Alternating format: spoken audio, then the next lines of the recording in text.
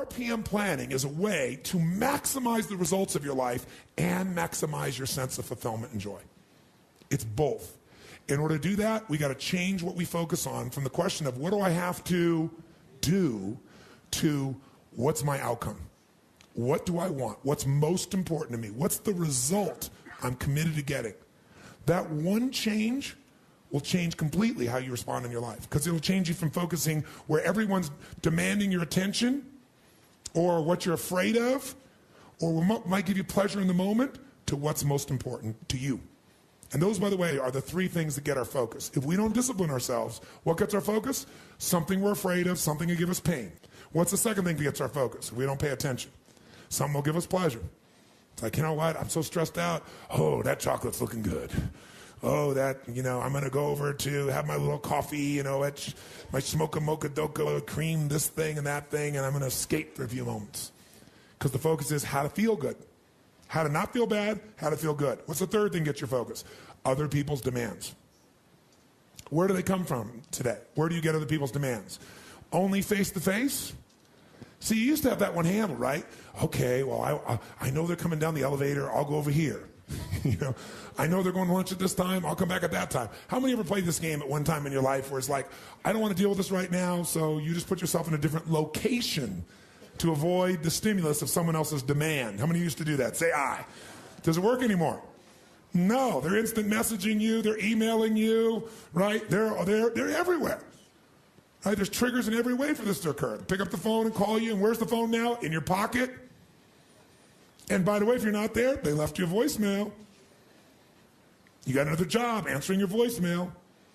Think about it.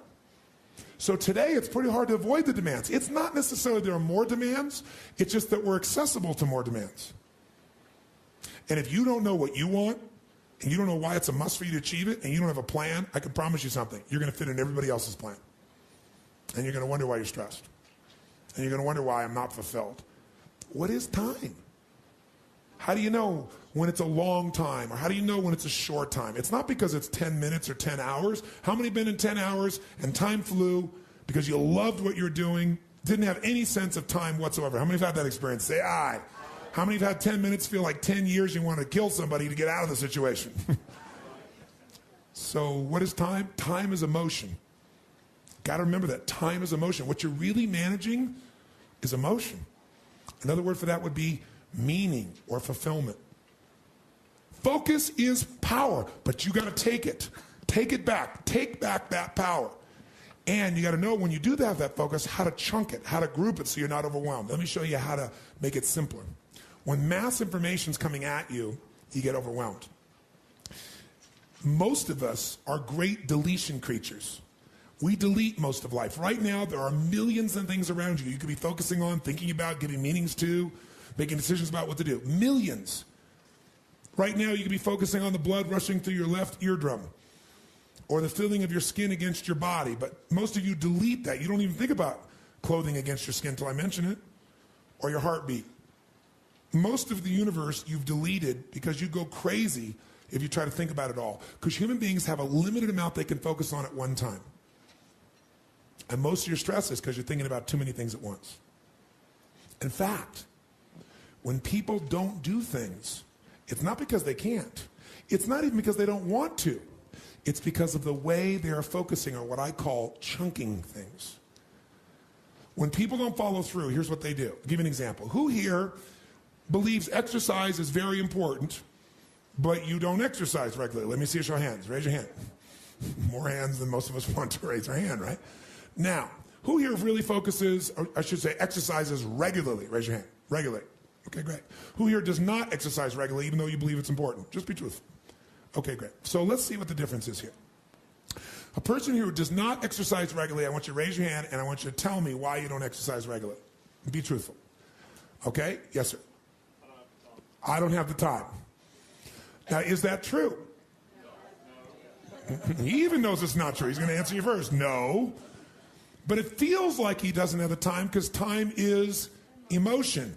And he's got so many other things he is focused on getting results in that adding this to the list seems like a lot, right? And the other things are very important to him, like his business. I don't have the time. He has the time. What's the real reason he doesn't do it? Because of the way he thinks about exercise. When he focuses on what it would take to exercise, he does it very differently than someone who follows through. When you think about exercising, what's involved?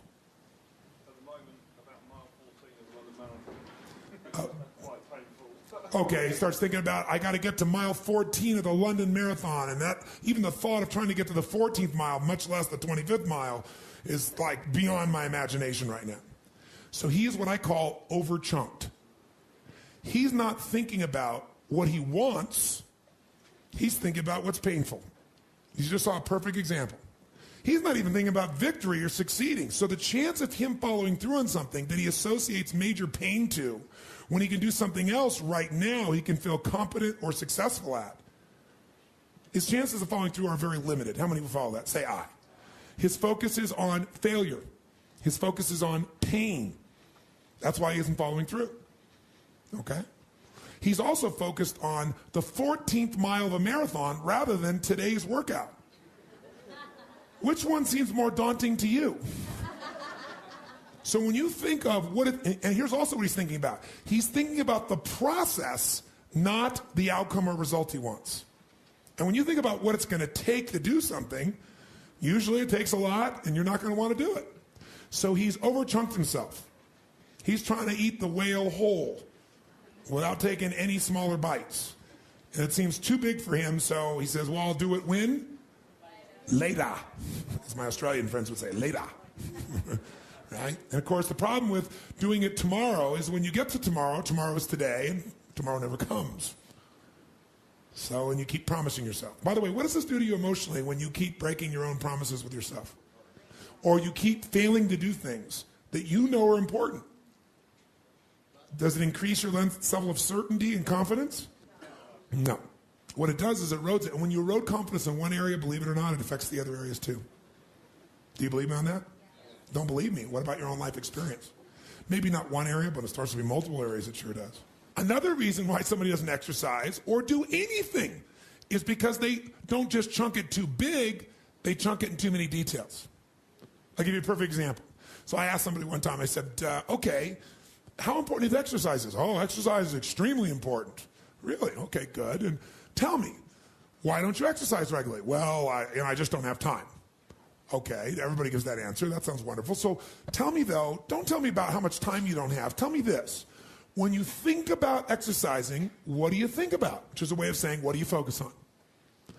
And so this woman says to me, well, my gosh, I mean, what do you mean what do I think about? Well, let's say I said to you, you got to start exercising, and I'm going to put a gun to the head of your children, and I will do very horrible things and hurt them badly if you don't exercise. Could you do it? Oh, yeah, I could do it. You know, if some mafia person came here and said, I'm going to kill your children if you don't exercise every day, how many think you could find a way to exercise every day, no matter what your time constraints may be? So remember this. Remember this. Change is never a matter of ability. It's always a matter of motivation. I'll say that again. Change is never a matter of ability. It's always a matter of motivation or drive, having strong enough reasons. If you got a strong enough reason, you could figure out the time, couldn't you? So the biggest part of life and time management is knowing what you want and having enough reasons to follow through.